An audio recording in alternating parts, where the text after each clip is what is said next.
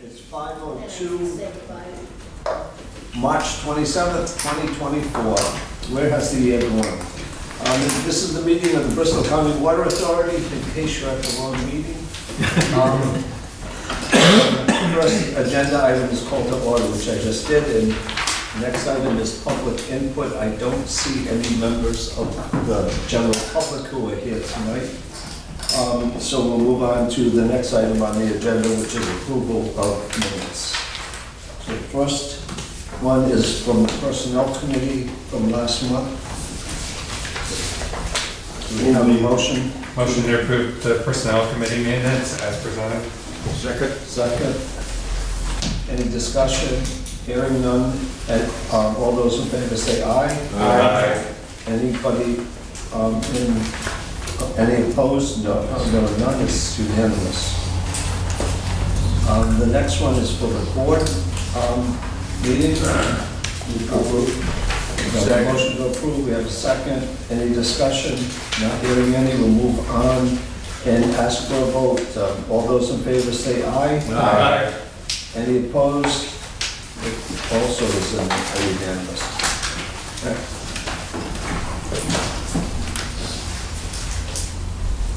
Now we get to hear from our executive director and his report. Okay, good evening, everybody. Bucket water pipeline connection. Design and permitting, where Beta Group continues to advance the plans to the 60% design phase. Mike and I met with the project manager earlier this month. Those plans are close to being finalized, and we continue to push them on moving those plans forward so that we can distribute them to each province for their review.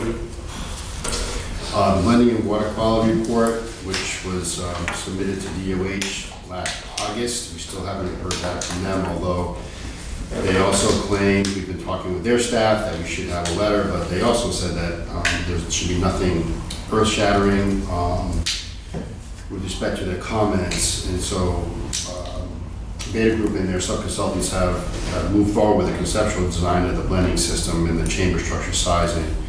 And we should be getting that in the coming weeks as well. Earlier this month, we did get approval from Providence Worcester Railroad for a construction deviation request related to vertical clearances over the railroad.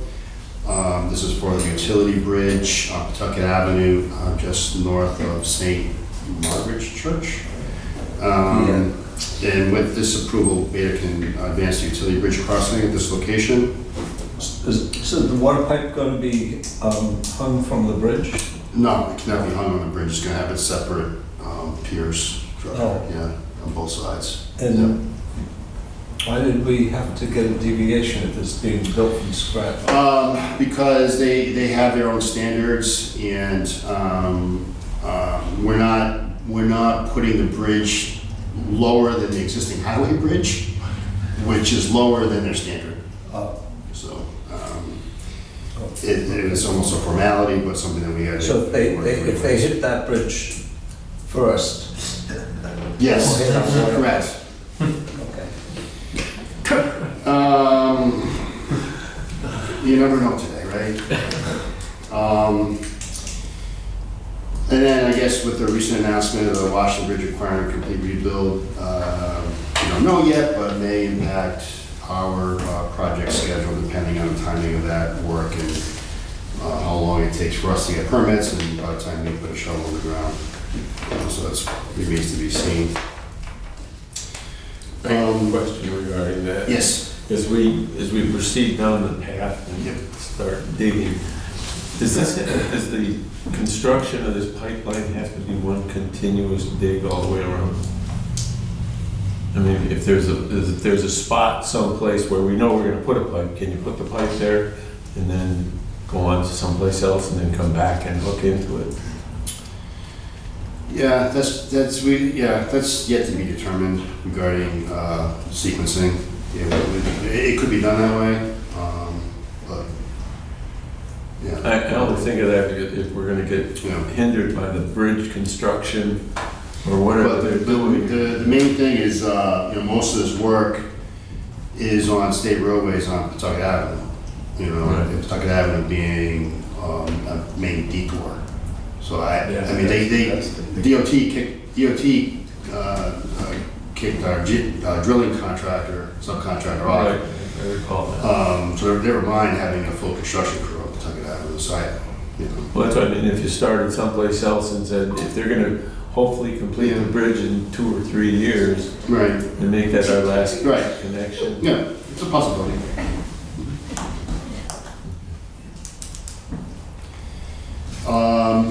The Pawtucket agreement, I forwarded that over to Mr. Matt for her to take a look at, and I have a conversation scheduled with her next week. Does she have a schedule when she's gonna get that back to? Yeah, I'm meeting with her next week. Oh, okay. On the demolition, if you look a little bit down on Serpentine Road over the arborvitae's over there, you can see the skeleton of the canopy structure that's currently being built. That should be completed this week or next. In Park Corporation, they received the award last meeting, and they'll be starting the plans inspection of the demolition of the plant structures. And we did talk with them regarding the assessment of the old station structure, and they reduced that assessment from $66,100 to $24,700. Dam removal project, that continues. If anyone's been by there, the lower dam is pretty much open, and we're seeing good tidal flow in and out. At this point, they still have some of the super sacks in the water to control and manage any downstream sediment. I think it's going to be in there for a little bit. They're not seeing a lot of sediment migration coming from the reservoir downstream, which is a good thing. And they also will be shoring up the banks on both sides with some riprap, and then regrading this side of the bank. Still a little bit of work to do. But they should be complete in accordance with their permit by May 1. And then at that time, they hope to start work back at the upper dam. Although we recently learned that the DEM permit was for July 1 and not May 1. So our consultants are working with them to get a request to start a little bit earlier, so we don't have any gap in work. They've also started putting on the tide gates on some of the culverts that cross under Serpentine Road. Those are not completely installed, but close to installed. And I also got some preliminary good news from DEM on some recent grant applications. It looks like we're going to be getting a little bit more money for the dam project, which is good. All right, meter replacement program. According to Joe, now we are down to 6 meters to be changed out. 17,392. So the threat of shutoffs really does a good job in getting people to come in to get the meter changed out. Staff's been busy with the lead service line replacement program. We sent out 180 customer notification letters, certified mail. I've included that information again in my report.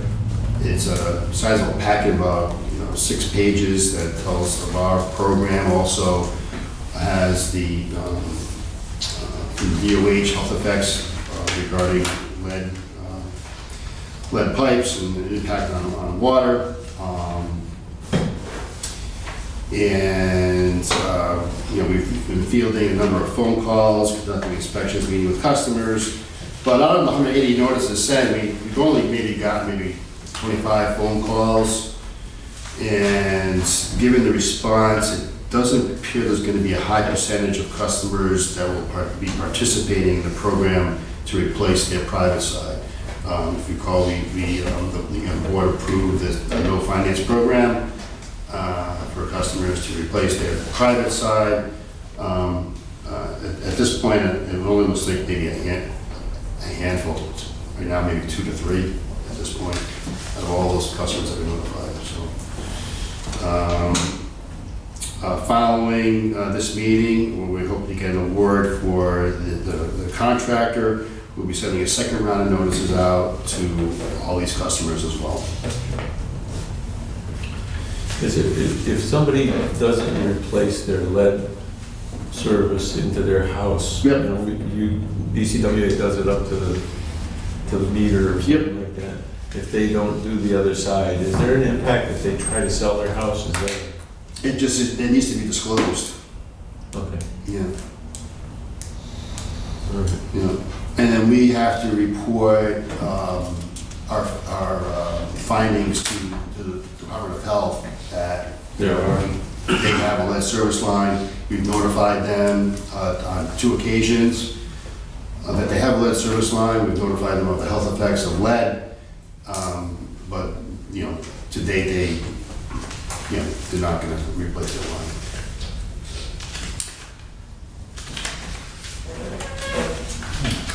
All right, some additional items to report on BCWA properties. We have information about the Properties Committee on the agenda for this evening. And with that, we'll start to update all of our properties, so that we can, so the committee then, whatever that committee may be, they can start considering those properties and what can be done with them.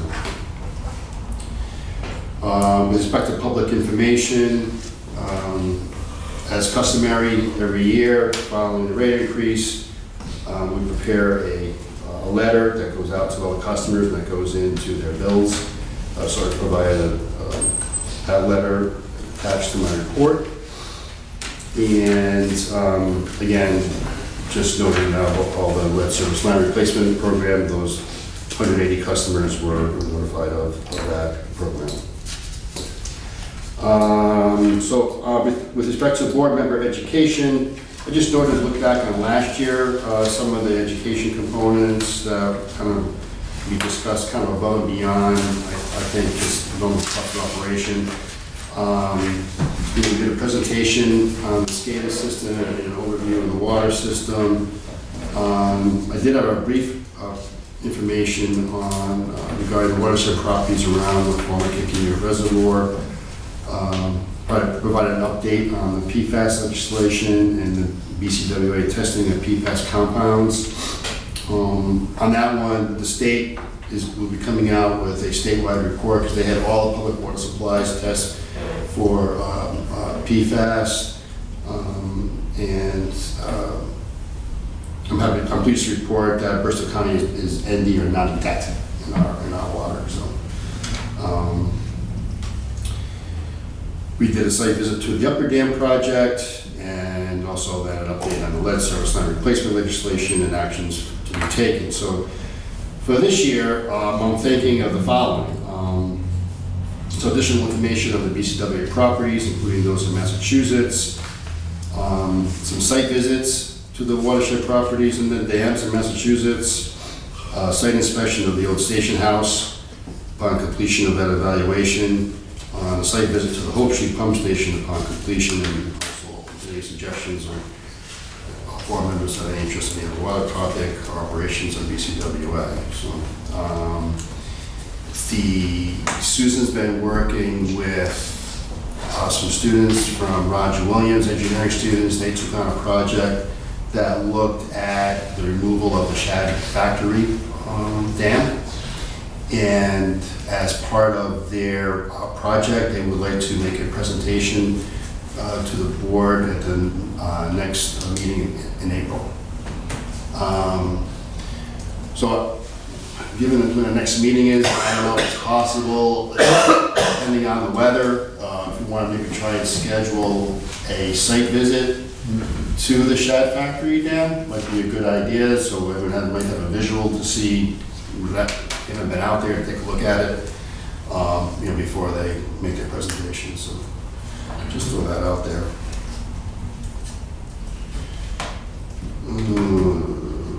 Where am I? All right, so now some water purchases, slightly higher than the average for this time of year. And then we closed out the fiscal year just below the previous 5-year average. I got the graphs are attached. We started with the annual report. Similar to past years, we've been working with a PR group called RDW Group, helping us put this together. And the costs are the same as last year. $9,500 for the report and printing is another about $3,500. And that report will be delivered at the board July meeting. Personnel, we're still posting for the engineering project manager position, and we recently posted for a water utility operator position. We had a water utility operator recently resigned, moved on, had his own home business that kind of took off on him, so he's on to bigger and better things, and we wish him well. And just the capital improvement project summary, all those projects and budgets seem to be in good shape. Some of these should be coming off soon. The 2023 water main project, those funds are just for final paving. And the 2022 water main renewal project is money for an add-on that we added to Boyle and Fogarty's contract. They were unable to get to it last year, but they plan on doing that work in early spring. So that concludes my report. Any questions? I'm sorry. Yeah. Just as part of the dam removals, Yep. is there some way to delineate how much of the dam removal money is grant? And right now it all is, So, okay, so, although we haven't seen it yet. okay, well, don't It pay will me. be grant money. Okay, I just, And it's not for lack of trying. it's in the mail. We have a lot of. We've been submitting the requests, but, you know, we haven't seen any checks. All right. Mike? So not too much else to add.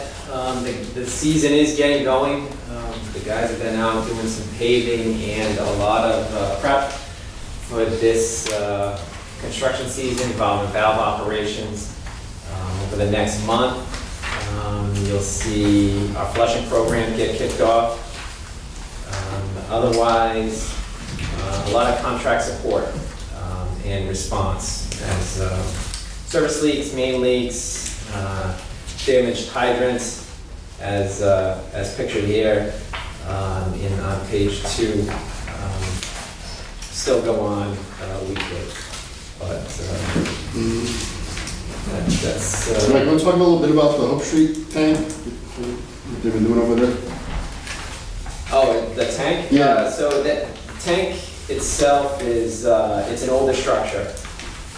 So the tank was taken offline because the controls feeding the tank were original to the structure, not very reliable. So the controls that, piping and controls going into that are going to be improved as part of the responsibility for RPI as part of the pump station project.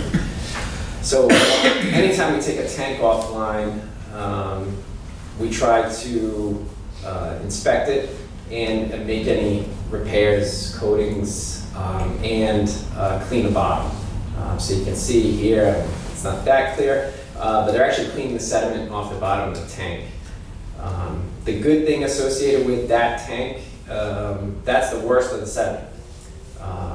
So the water throughout the system, pretty clean. Some systems you can get into feet of sludge at the bottom of the tank. So the fact that we can just wash it off is a really good sign for the system. Otherwise, we are coordinating. We're trying to coordinate on piece of damaged corroded piping on the tank inlet, where the old work met the new work for the contractor's scope of work.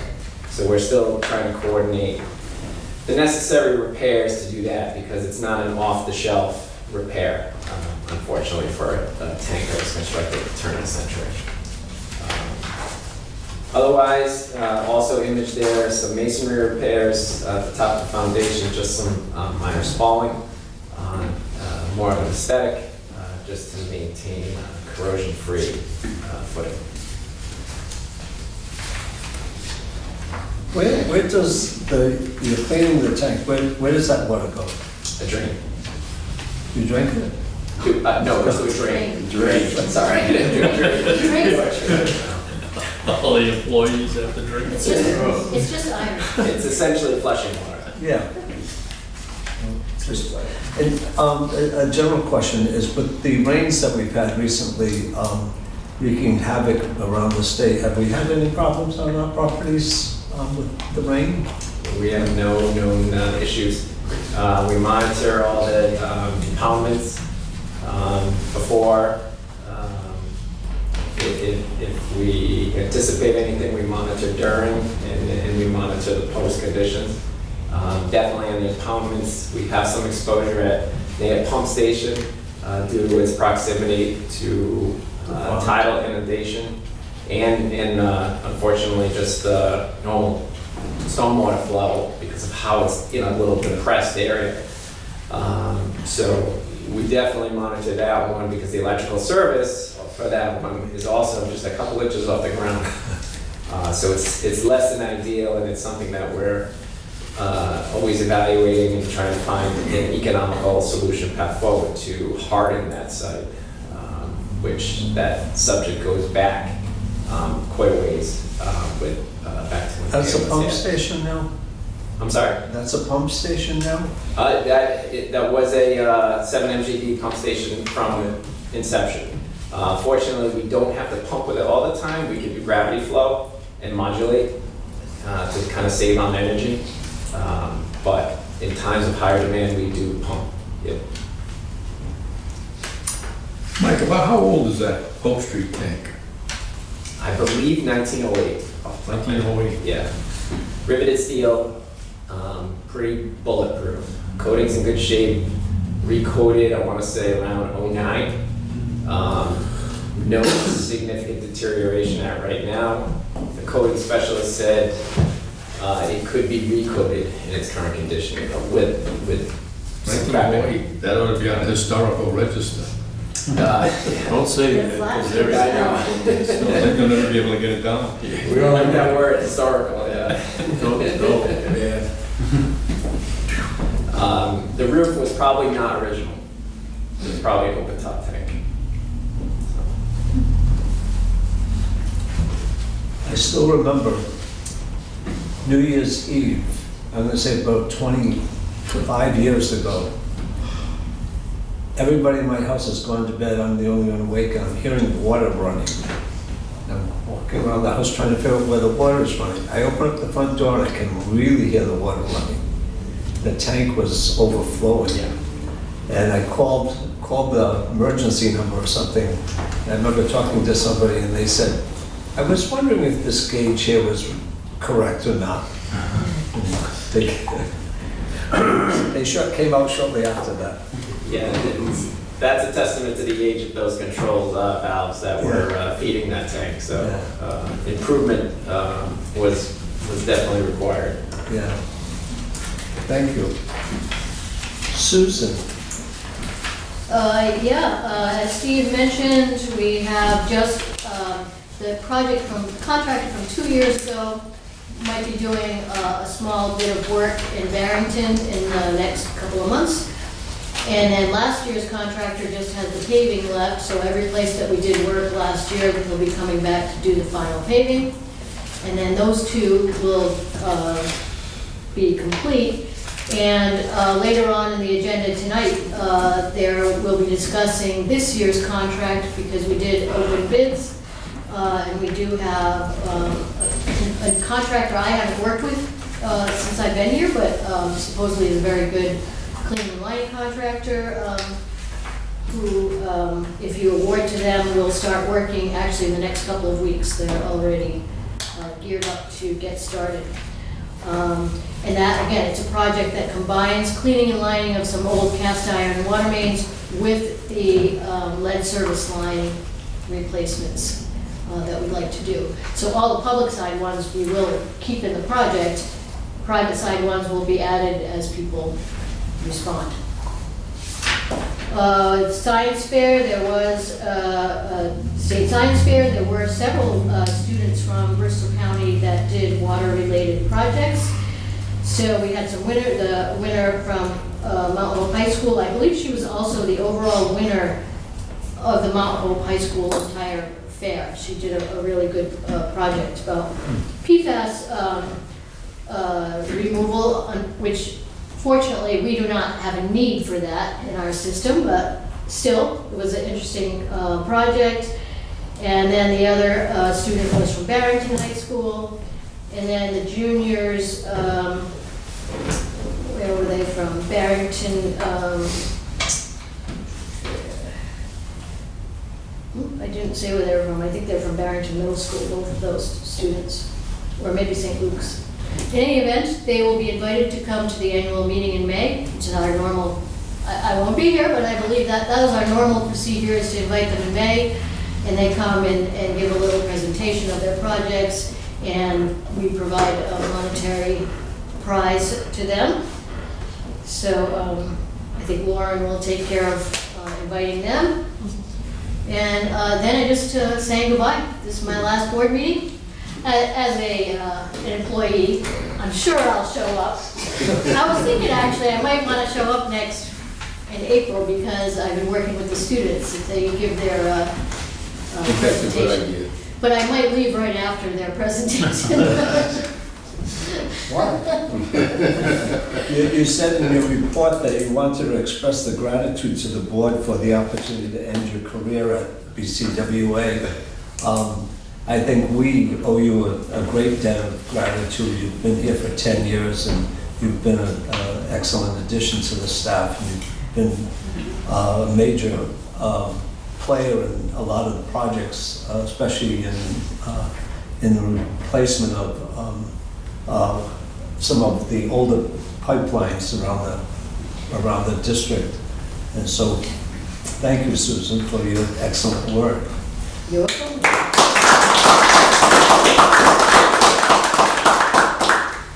But we're canceling that request. Enjoy your retirement. Thank you. Yeah. All right.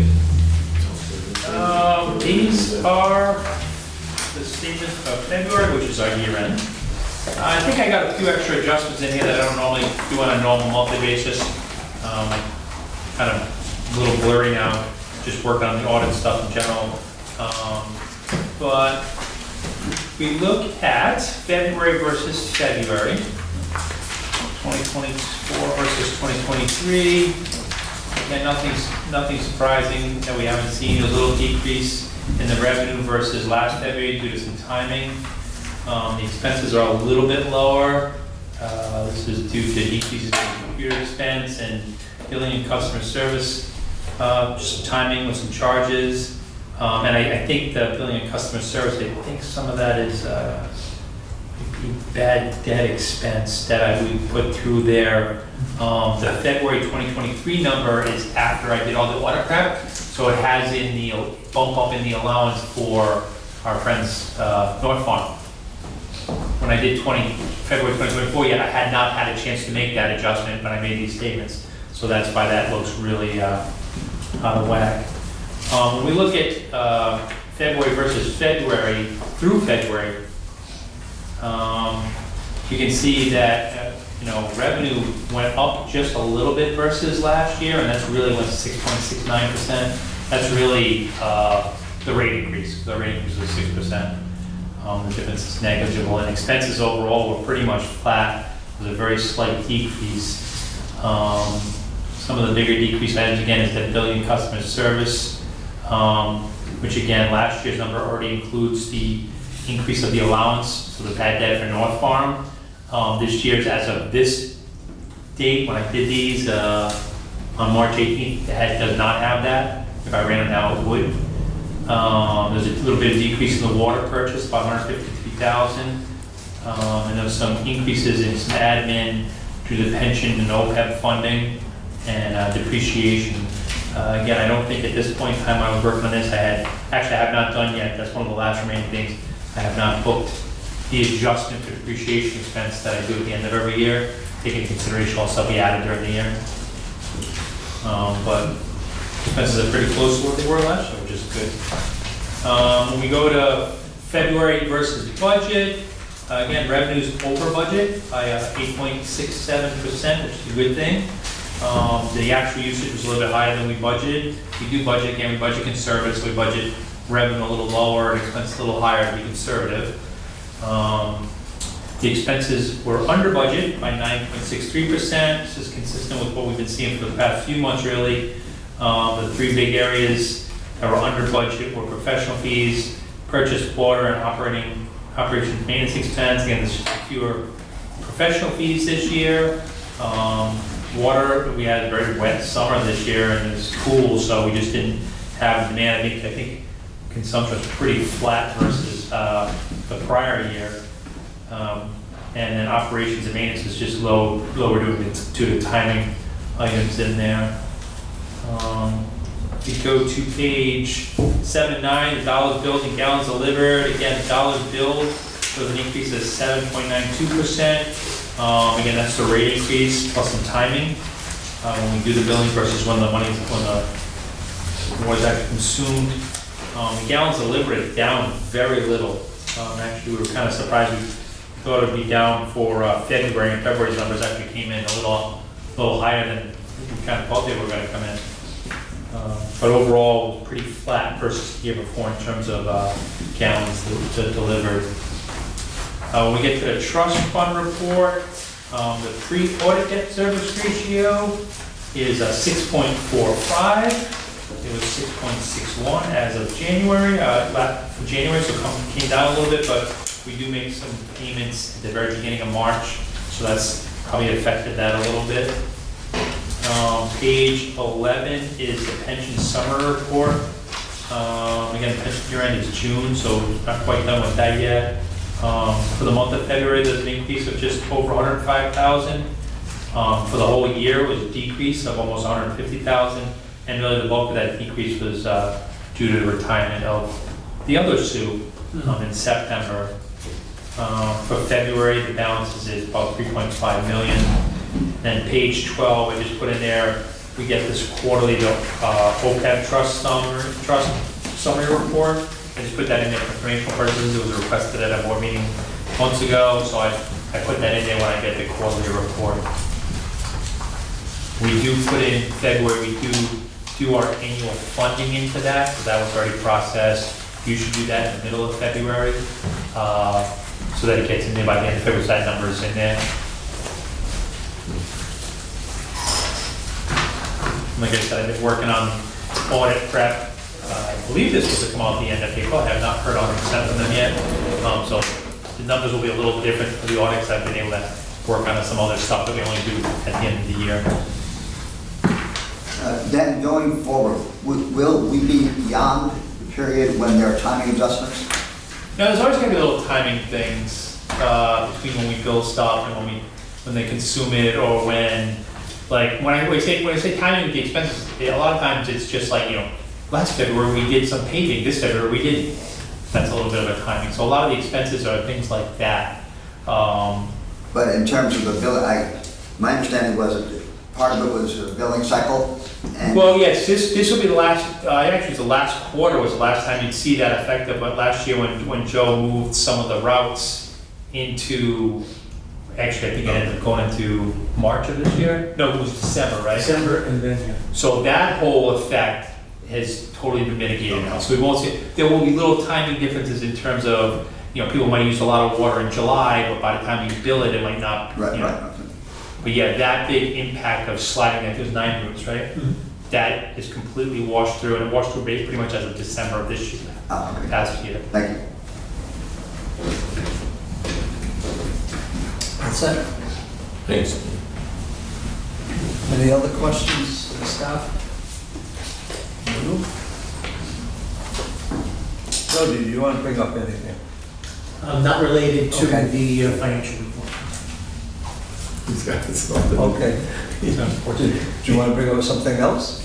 Well, there's the agenda item for annual write-offs. Right, okay, that's later in the meeting, okay. I didn't want to miss you, and You won't. okay. So, next item on the agenda is board member town council reports. Does anybody have anything they want to report regarding their town council or their town? We did anything for an appointment for Bristol? Are you from Bristol? No, but I was just curious. No.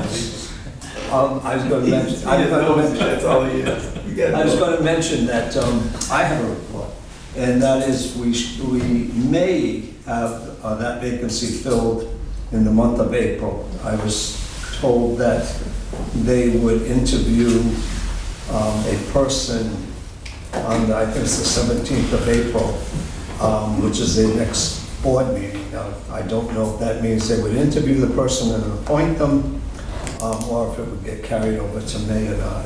I didn't get that. The person that they're considering has a really great background in finances, both in dealing with corporate finances on a very high level and also in dealing with utilities as well. So that would be a good addition, but we'll see what happens there. Then there may be other applicants that I don't know of as of this point, but I do know of this one person. The other thing I wanted to mention, not related to the town, but I do want to make sure everybody got their notice from the Ethics Commission in the last week or so. I usually fill it out online. It is really very quick and easy to do that online. And I know in the past, if I filled it out in paper, I would sit on the counter for a while waiting for a stamp. So anyway, I just mentioned that. So no other reports. We'll move on to the next item on the agenda, which is basically 7 and 8 because they're related to the same thing.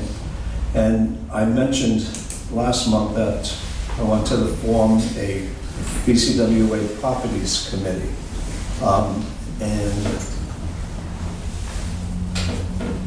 I guess I have to have the board's approval of this, which I was informed by our legal counsel, which is what item 8 is. Now, I did write up something about what I think this committee would be doing, and I decided that I wouldn't hand that out at this time because I wanted to talk further with the director and legal counsel to make sure I'm not going too far or something. But basically, it's going to be the same as I mentioned last time, is we're all very much well aware of what our operations are and what we do. But everything that we do involves the use of land, whether it's land that we own, maybe it's land that we lease or we lease to people. There's an item on the agenda tonight along those lines. But we certainly have a need to manage the land, and I think in a lot of cases, and I can speak from personal experience in coming to an agency and finding out that they own 15 square miles of land in the state and weren't managing it very well at all. And so this is something that, in thinking about everything that we're doing around here and making some changes in our basic operation, going from a water, instead of, we're not treating water here any longer. We're not using the water supply that we had in the same, as a water supply. So we have some lands that we probably want to look at and determine if we continue what's the best possible use for these properties.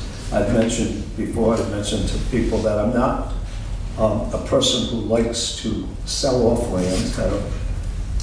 It's not being proposed to do that, but I just want to make sure that we're managing the land as best possible and also in the best possible way in working with the communities in which we serve. And it could be, you know, my favorite one when I lived across the street from it was the Hope Street pump station. And I never really wanted to criticize that or say much about it because I lived across the street from it. But I think that's a good opportunity for doing something with that property that'll blend in with the rest of the community. And we built it to look like a house as opposed to a pump station. I think that was a great move. And so any of the properties that we have, I think this committee can look at it with a fresh set of eyes and with some new ideas. And one of the things that I think we might get involved in doing with some of the properties that are along the former reservoirs is maybe this need for us to do some community involvement in how that property is going to be used going into the future. So it's going to be a 3-member committee. I've talked to 3 persons that I would appoint to that committee. And I don't know how that process is supposed to go, so I'm not going to appoint them tonight until I've talked to legal counsel about this. But anyway, that's basically what the committee would be doing, is trying to provide the staff assistance, provide the staff, give them guidance and try to reflect what we have to do here and make sure that the board is aware of everything that is necessary. There's many times when boards don't understand what's going on out in the field, and but sometimes it's a surprise. But I think what we did also with the directors personnel review this year and putting in education of board members as a priority, I think will also go to keeping the board as best informed and knowledgeable about everything we're doing. So, anybody has any questions? Well, okay, then we move to item 8. Oh, I'm sorry. So would that change the existing number of committees by 1? And then what would the changes be to the other committees? There's no changes in the other committees proposed at this time. So the secondary question would be, what committee is now responsible for real estate? Real estate? Yeah. It Now, would be this committee. well, who was responsible in the past? What committee? I don't know. Is that defined anywhere? I don't know. And the properties thing was coming up in my mind because I was thinking it was falling through the cracks. Not to say anything was going wrong, but I felt like the board needs to be more involved in some of the decision making. And I think when you have public property, and we're a public agency, we refer to ourselves as a business, and we are a business. And we have a corporate-like structure, but we're still a public entity serving the public good. And so I think we have to keep that in mind when we're working on our projects. This isn't a criticism of anybody, I'm just trying to get the board more involved in what we do. It would seem to me that this committee probably wouldn't be around forever. Would it be better to have an ad hoc committee? I can see it being, we're always going to own property. We're always going to be involved in property issues. And we're thankful that we haven't had any property issues where we have a neighborhood that's upset because we're doing something. But I can see it being a permanent committee, but it might not necessarily meet all the time. But I think initially I can see it meeting a number of times to try to get a handle on what do we really own, what's the inventory of property and what the status of those. Do we own it outright? Are we leasing it from somebody? Do we need, what's its purpose? And so forth. And it would seem to me, based upon the experience I've had in my world, the committee might be better served to have members from outside of the board on it.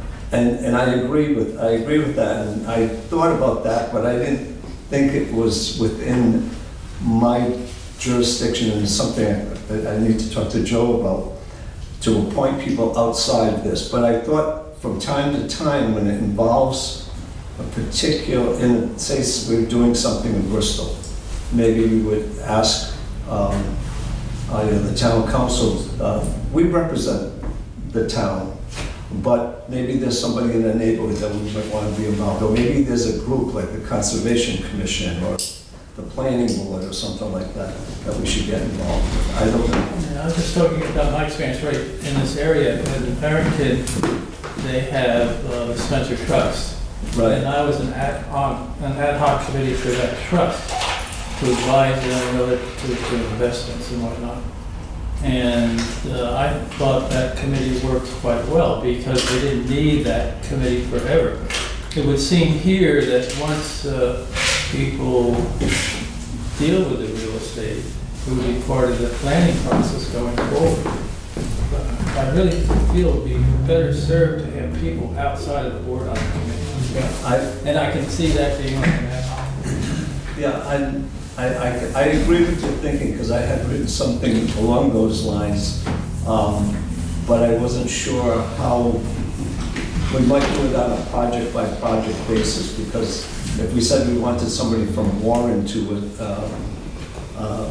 be involved with this committee, would they have any interest in something going on in Bristol or Barrington or something like that? And might it also be worthwhile to consider hiring an outside professional to do this? The way we hire an outside lawyer. A person who has more land experience or land development experience than any of us. Well, I think the first thing we need to do is get the board, a committee of the board, to become knowledgeable and educated with regard to what we own and what we do with this property. And if we get to a point where we need to hire somebody to work out some details, then we do that. But at this point, I'm thinking pretty bare minimum of what do we own, what do we use it for? Is it at its highest and best use for the Bristol County Water Authority? Is there some opportunities here for recreational purposes? Is there some opportunities here for other uses by the community or the Bristol County Water Authority? Those are my thoughts. Good thoughts.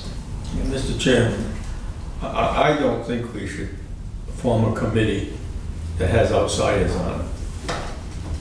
We're appointed by our local town councils, it's our responsibility. Right. And And I hear both sides of that. And in my thinking of involving people outside of the board, it would be on a project-by-project basis. And where we're going to say, hey, we want to develop, Kutu Towers over here, a 24-story building. No, it's Kutu Cafe at the, that old There you go. Power Station house. I wasn't going to tell them about that. But if we were going to do something, then maybe we need some, maybe it's a neighborhood group. Maybe it's the planning board. And I think we can reach out to. but that's like a public hearing. Yeah, That's our responsibility to get that information from those people. right. I don't think we should have a committee that's made up of outsiders. Yep. Joe, Joe, I'm talking to Mr. Keough. When I look at the bylaws, I know the board has the ability to form committees, but I didn't see anything about forming anything like an ad hoc outside. No, the statute says Board of Directors may designate from among its members an executive committee and one or more other committees. But that doesn't say anything about ad hoc. I'm not a lawyer, but I mean, I'm just being the fact that we create a committee Well, I doesn't think you mean. create a committee of board members, and then if you want to Right. bring in other people to talk to that committee, but you can't form a committee with people who aren't members of the board. I mean, as the committee, you can certainly bring in whoever you want to talk at a meeting, but as far as formal members of that committee, because it goes on to say that the committee shall have and exercise all authority of the board of directors, except no such committee shall have the authority of the board of directors in reference to the matters set forth in subsection D of this section or amending the bylaws of the authority. And then subsection D is just things that, so I would, I mean, you can do what you want, but I would tell you that you can't form a committee with people who are outside, who aren't members of the board. That does not mean, like if you're at the finance committee, if you would bring in your, Dan, or you would bring in your outside financial advisor or the pension person, those people can certainly participate in your meetings, but they're not members of the committee. Right, and maybe I should have handed out what I had written, because my initial focus was, let's set up the committee. There'll be 3 members of the board, and we have a defined purpose, and it's to look at the overall management, overseeing the property, the development of plans for the use of that property, and possible sale or disposal or transfer of the properties. And I hesitate putting that in there, but I think we have to look at everything. I hesitate because I have no interest in doing that, but it's a possibility.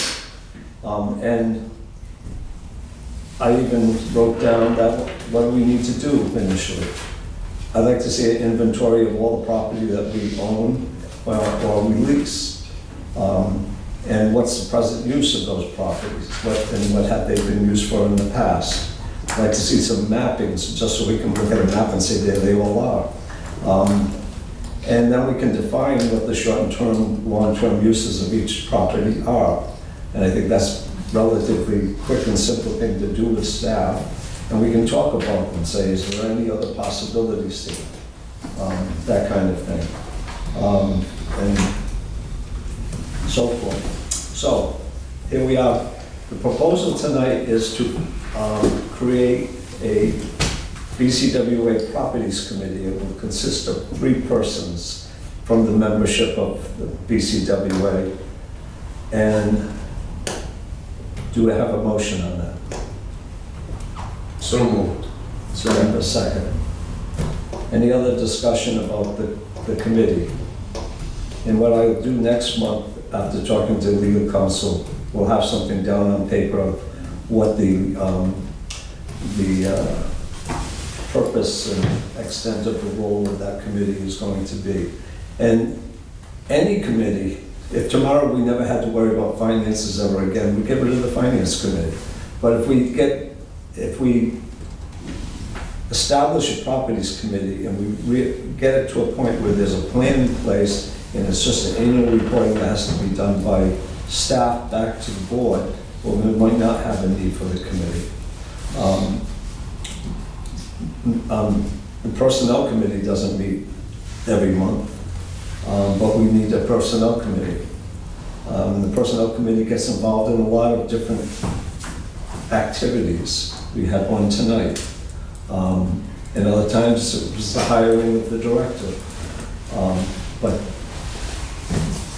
And we have other committees.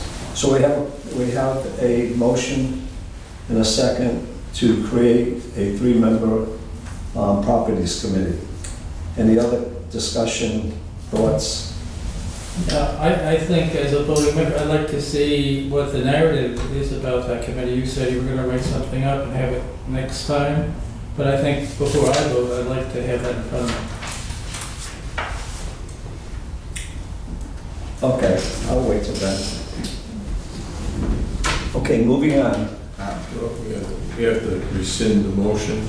Yeah, and I would I'd vote to table it then to the next month, since you already, So the simple tabling of the motion? yeah, I would rescind the motion, then move to table the, So we have to ask, Rescind the motion. Second. Motion to table the discussion until next month. so we have to have a vote on that too. Okay, so all in favor of rescinding the motion? Say aye. Aye. All opposed? Say- There are none. Wait till next month. Thank you. I get a vote. Vote to Vote table. to table till next month. Motion to table the discussion until next month on the committee. Second. We need to table the discussion Okay, until all right. next month. And you need to vote on it. But if we rescinded the motion to approve, then we have no Yes. motion to do anything. But it's still an agenda item that we're It's going to an agenda item that you started to discuss, so I would just move to table it, just to be clear. Okay, so you're making a motion to table. Yes. You're seconding. No, second. I second. You seconded it. All those in favor of tabling the motion? Aye. Got that, Laura? Any opposed? She's got to keep the video open. Really, Oh, Martin, boy, it's you're Robert- really it's gonna Robert's watch this. rules. Robert's rules, here we go. That was something I had on my training list for the board. I'm going to miss that session. There's a particular town in Rhode Island, in the northern central part of Rhode Island. I won't mention Johnston's name. But they were famous for a period of time of having these very heated discussions, passing a motion. After the motion had passed, someone would say, what did we just pass? And then when it was explained, they said, oh, that's not what I thought we were voting on. And then we would have to go through the whole process again. So this was pretty good, actually. Okay, moving on with the agenda. Number 9, Personnel Committee. John? Okay, the Personnel Committee met previous to this meeting, and a request from the Executive Director to bring into line with two employees that wouldn't receive the same benefit. And we voted to recommend the Director's suggestion. And if you have any real questions, I guess Steve can answer them for you. It's pretty well spelled out in the bottom. I make a motion to approve the recommendation of the director. Second. Any discussion? Hearing none. All those in favor say aye. Aye. Anybody opposed? It's unanimous. Moving on to number 10. Award of agricultural land lease for haying fields. Yes, so every year we go out for RFP for generally local farmers to hay a few of our larger tracts of land, speaking of properties. And this year, we only received one response from Mr. Ferrix, who's done this job in the past, although he did not win the bid last year. Mr. Bruley did. Mr. Bruley did not submit a bid this year. So I'm recommending that the award go to Ferrix Farm. BCWA will receive $5,200 per year for him to have the ability to hay the fields. I move we approve the recommendation. Second. We have, any discussion on the motion, the recommendation?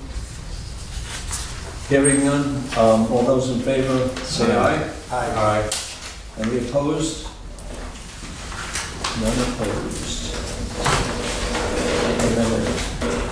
Okay, we move on to item number 11, award of contract, approval of contract award for the 2024 water main renewal and lead service line replacement project.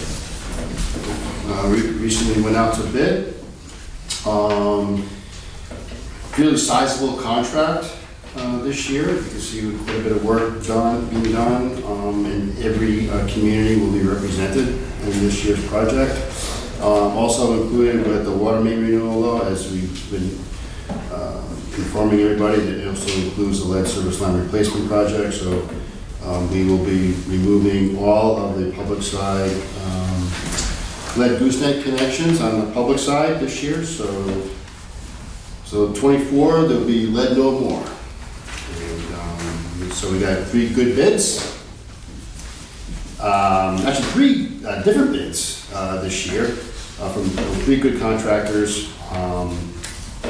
Company from Ducon submitted a very good, aggressive bid price for the water main replacement work and lead service line work for just a little over $2 million.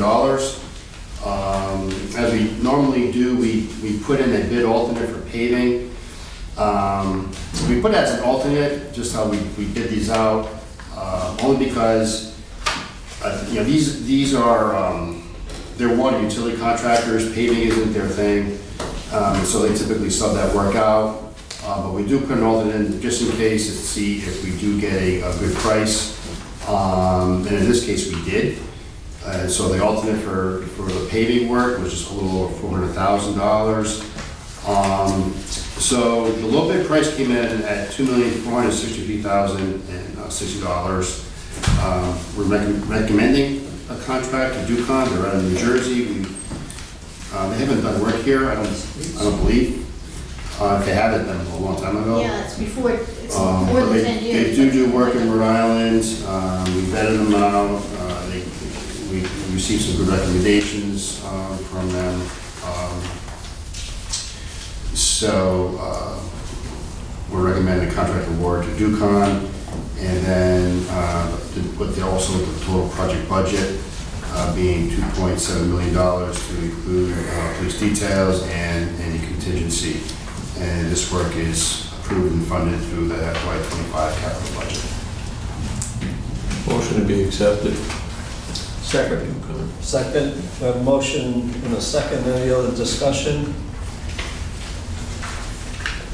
We're not gonna have Sue to ride herd on these people anymore. What's that? Not gonna have Sue to ride herd on these She's people gonna anymore. be the private contractor that watches them. We have a motion, a second. All in favor, say aye. Aye. Opposed? The ayes have it. Thank you. We are gearing up to go.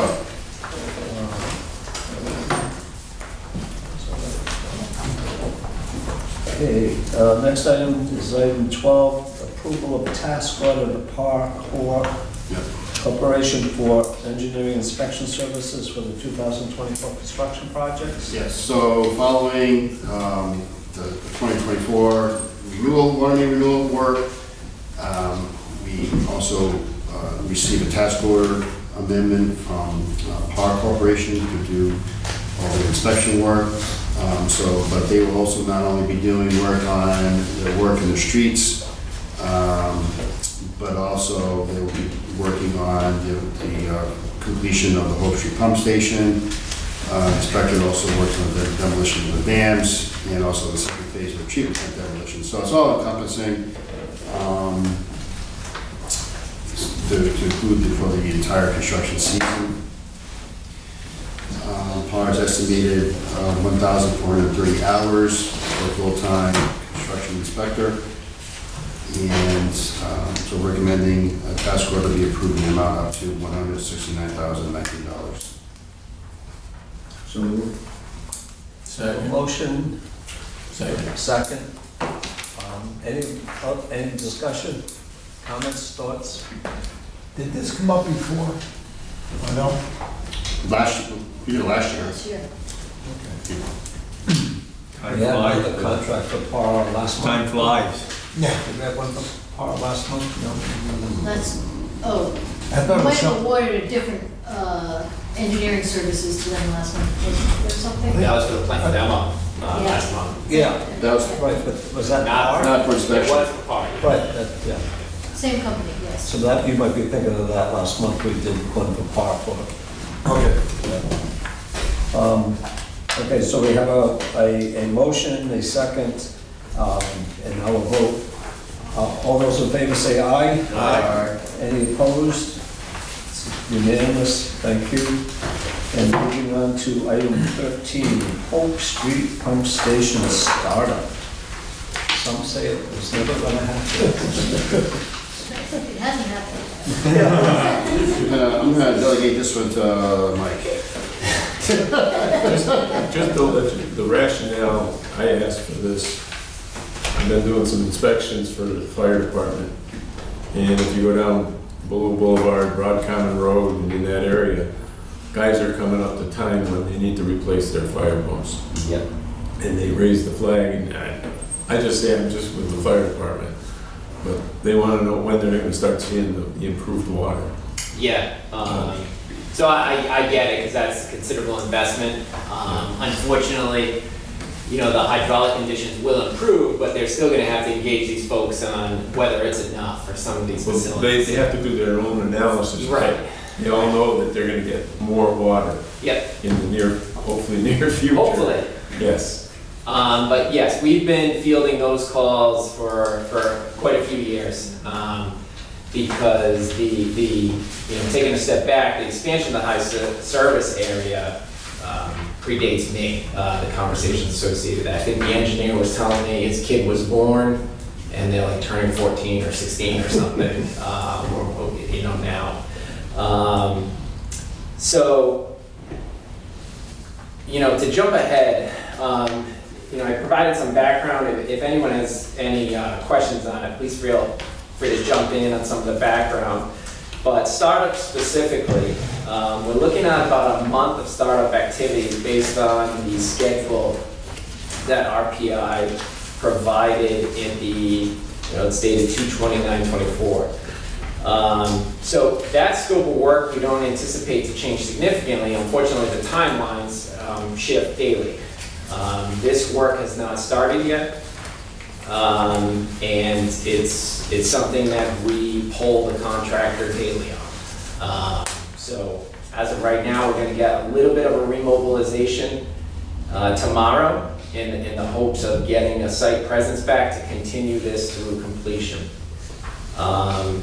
Now, jumping ahead again, in the memo, I talk about how we're gonna start this up. This is gonna be a complicated startup as it relates to our system. So currently, we have an existing pump station and tank that serve the existing high service as it is valved off today. Now we're gonna introduce this system, which is sizable. So we're, on a whole, we run about 3 MGD on average for the whole system. This one station can pump over 2 million gallons a day. So it's pretty big in relation to our flow. So that's a lot of energy to induce into the system, coupled with it's a new station that has to work with an existing station and an existing tank. So not only are we going to start this up and all the instrumentation and controls that are associated with just this station, you know, making sure that all the electric turns the motors on, turns them off, but we also have to make it work in conjunction with the other station. So they're both not feeding the same system without excessive demand to accommodate the pressure and flows. So there's a balance. You know, we're more than likely going to alternate with one being a lead system and then one being a lag under certain hydraulic conditions. But under that same scenario, when we go to flip it, we got to make sure one of them wants to be the lead. So we take a lot of effort in the programming language to ensure we have enough redundancy both in both stations and the equipment within them. The other station you're referring to is where? Metacom pump station on Carl Lane. So it's a small pump station with the elevated tank. Yeah, okay. And that tank is the impetus for all this. It's undersized for how the authority wanted to expand that system, couldn't handle the fire flow essentially. Are the controls in the software at both locations similar or compatible? Or is that part of the problem? No, they will be. It's all the same equipment. We have standardized equipment, standardized software, so they will be the same. But when it comes down to programming, when one relay closes, you gotta hope the reaction happens. Sometimes that handshake occurs seamlessly and everything goes well, but sometimes it just freezes. We're going to be relying on radio communications. One system isn't necessarily know what the other one's doing unless they're talking to each other through radios. So that it's pretty standard work for the specialists that do that work, and we have a great team on this. Harbor Controls does all of our work. They're going to be doing all the programming on this. They're intimately involved with our system. We're fully confident that it can happen. But we just want to make sure that we take the steps to test it before we expand out to the entire system. What's the worst case situation? We drain the tank. Nothing turns on. So we want to avoid that. You answered it too quickly. I've gone through a lot of iterations of this. No, that was good. So we try to plan to minimize the worst case scenarios. The opposite side of that is we start activating these new pipelines and we induce a lot of damage to both our system and premise plumbing through the increase in pressure. We are expecting failures. We're going to be increasing static pressure 30 to 35 pounds throughout the area. And that's another reason for the phased approach, is that we don't want to tax our staff if we have too many events. More reasoning for a slow rollout. So I included some maps that kind of speak to how we're going to do this. The first one represents our existing high service, and in black with some small segments of piping that will provide continuity from the new pump station to the existing high service and the tank. So this is the first phase of what we're hoping to do. We'll utilize this phase to, after standard commissioning, quality control of the equipment, and we actually activate it to the system. There'll be a lot of testing even before we activate it through hydrants and things like that. But once we're okay to activate it to the system, we're going to valve it in this configuration, test the operation with the other station to ensure we have a reliable operation. Following that, we're going to expand out to the entirety of the high service, again in a phased approach, one neighborhood at a time, but that is represented on the last map provided. So in advance of any valving and activation of residents, customers to the new high service or higher pressure, mailers will be sent out. Kind of standard on how we notify anybody of any work. We've been doing a lot of mail. We'll be doing a lot of mail next week in advance of the distribution project for both the Boyle and Fogarty work that was alluded to from a couple of years ago, and the new work that DuCon will be doing because they want to get a jump on it. So flyers will be going out in the same manner to the targeted folks in each phase. And then the subsequent flyers will go out to the new folks in the following phases. So, any questions? A date? A date. What's the date for the first piece to go? A month from when we can get the station disinfected. And that's scheduled for? We hope next week. Well, that's what I'm, okay, you gotta disinfect, then you're gonna open it up and start. So we are checking boxes. The Department of Health has to inspect everything, ensure that it was constructed in conformance with all applicable regulations and the approved plan set that was provided. That conformance inspection's been done. We need that report back and approval before we can even go. So even if we get to the end of this schedule and we don't have that, we can't activate it. But we took the steps to put it on a parallel track. Unfortunately, some of the deliverables are just out of our exact control, but we do push on it every day. Probably about a month out. What's that? About a month out. So, where I live now, I have really great water pressure. I'm amazed at how. You're gonna lose it.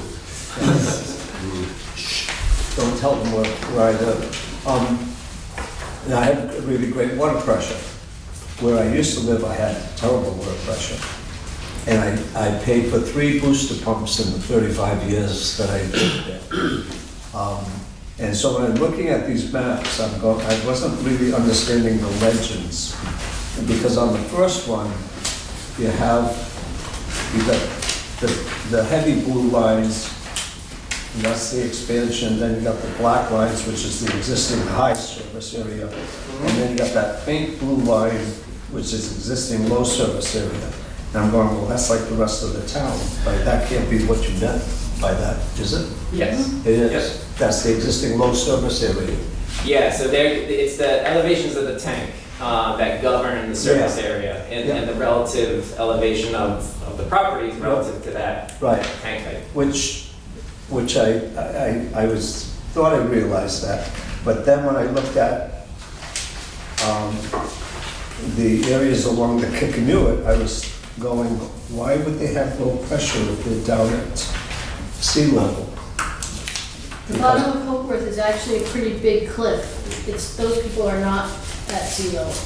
Oh, you're right, I think it does do that at some point.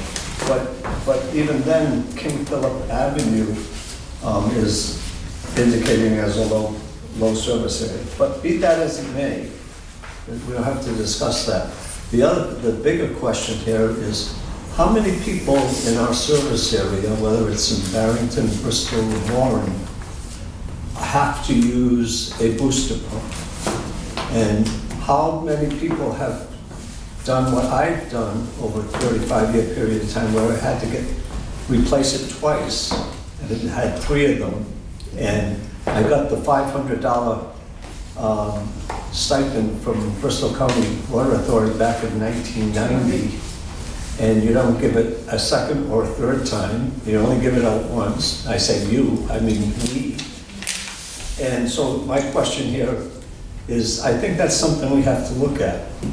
I never thought it was fair that I had to foot the bill 3 times, but I was never going to come here as a board member and complain about it. But I know there are other people in my right adjacent to the water tank that aren't benefiting from this project. And there's a misunderstanding with my neighbors, and I've told them, no, we're not going to get it. And they say, oh, no, it's right there. We're going to get it. And I'm going, no. But anyway, I think that whole issue about how many people have booster pumps and how often do they fail and so forth is something that I think we need to look at and see if there's a better way of approaching it from, because we're the ones who state that we supply water to Bristol County. And yet some people can't get the water unless they go and spend extra money. This is the age-old question. I've heard it on the sewer side, with pumps on that side as well. But anyway, I think it's something we need to explore. No answer here. There's not going to be an answer here tonight or any resolution. I just want to. We wouldn't know who's on booster pumps. I mean, we could make an assumption as far as knowing where to look, or who has lower pressure. But whether they have a booster pump or not, we don't know. Unless they participated in the program in the past. Yeah, and the last booster pump I got, I didn't know I needed it, and maybe it was a function of there were less people in my household, so I wasn't really worrying about it. But then when it came time to sell, I was told, there's no water pressure here. And it was very low. I probably was in the 20s. So, anyway, enough on that. Nice presentation. Thanks, Mike.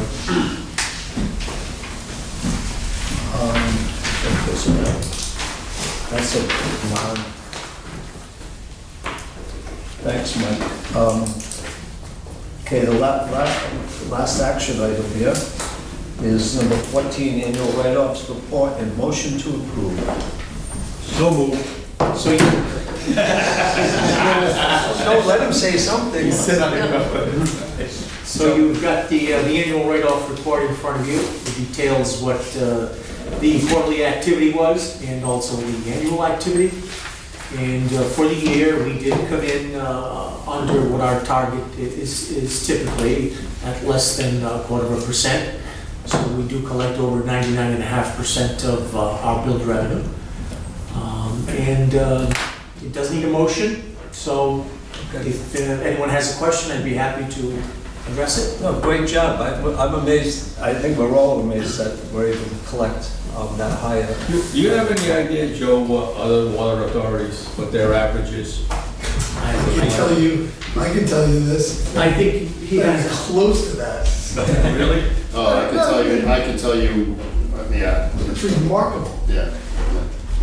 Because of the nice guy. Yeah, this is a rounding error. That's remarkable. It is. Some of it's timing too, because he gets collections on some old liens, and then one big lien comes in, it can knock down a quarter. So John, you were gonna make Fantastic job, a, Joe. you were gonna make a motion. I did make the motion. You did make a motion. Second. Steve seconded it. Okay, any other discussion, comments, thoughts? Just want to clear your throat. All in favor? Aye. Any opposed? It's unanimous. Okay. Now, do we have a need to go to executive? Okay. Have a motion to go into executive session Thanks, Joe. regarding litigation. Joe, you should move up to the front of the agenda. Yeah, I know. Before me, the good news, and then. Motion to go into executive session pursuant to Rhode Island General Laws, Section 42-46-5A2. Second. Any discussion? No? All in favor? Aye. Aye.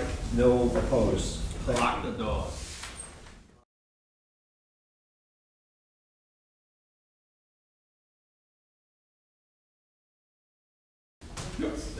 Action. Motion. Motion to seal the minutes of the executive session. Second. Second. All in favor? Aye. Any opposed? There are none, unanimous. The next scheduled meeting is April 25th, 2024. Do I have a motion to adjourn? So moved. Second. We have a motion second. All those in favor? Aye. Have a-